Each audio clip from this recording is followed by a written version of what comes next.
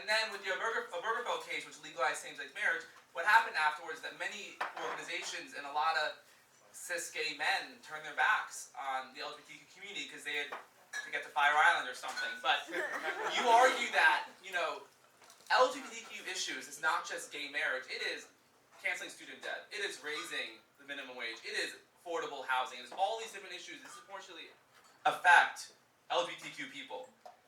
And how do we break through to our community that just because we got the Respect for Marriage Act signed, the fight's not over. We have more work to do, and it may not just look like, marriage for everyone.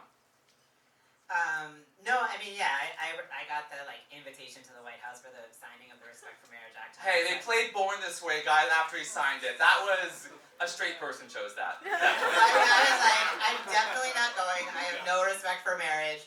There's literally no universe. Yeah, no, you just said I'm out. No respect for marriage. But yeah, I mean, to me, I'm not interested in persuading people to care about others. If you don't already, then I'm not interested in you. I think at the end of the day, we're gonna work together. We're gonna work across movements. I'm not interested in convincing the cis gay men who decided that it was all good with Obergefell, because I mean, I still every time I show up for trans people, I'm told that you don't care about gay people, you're homophobic. But I was at the Supreme Court for Obergefell. That was my case. I basically got divorced because that's all I did, was work on that case. And trans people have been the people who have done the most for gay people. So if you can't show up for us, then honestly, fuck you. And I'm more interested in working with the people who are fighting back about the critical race theory bans, who are working to fight back against the abortion bans, working cross movement, and I'm good with the gays. No offense taken, we're terrible. You've talked about it. We're not going to get big structural change fast, especially we had a very slim Democratic majority. We don't have that anymore. There's no way the Equality Act's getting passed. What do we do in the meantime? How do we support people to make sure they get the medication they need, to make sure, whether it's Plan B or Gender Affirming Care, what can we do in the meantime to support people?